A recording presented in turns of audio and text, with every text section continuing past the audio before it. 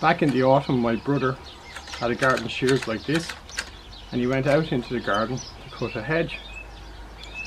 A few minutes later he came in and he said to me, "You won't believe this, but when I was cutting the hedge, I was actually attacked by a sparrowhawk. He tried to take the shears out of my hand as I was cutting the hedge." So I thought, wow, that's amazing, like that's incredible. And he said it's still out there. And so I got my camera and I ran up the path, and incredibly the bird was actually perched on a fence looking around, and it was looking very unsatisfied with itself.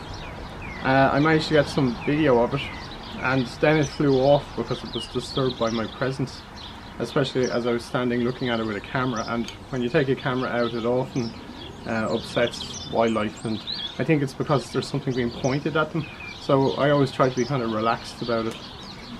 Anyway, I went back into the house, and a few minutes later he said, "It's back, it's stalking me." And I went out, and yes, with my camera, and incredibly the sparrowhawk, which was a juvenile sparrowhawk, was in fact stalking him, and I was watching him cutting the hedge like that, and I was going to have another go and try and take the hedge clippers. So I captured that on video.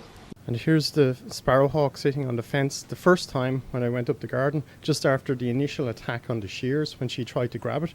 It would have been pretty funny to see her flying away with that. I think it's a female because they're bigger than the males, and she was quite substantial. She wasn't gigantic, but she was pretty big, and the males are usually a bit smaller. And she was on the fence post, and then she flew off.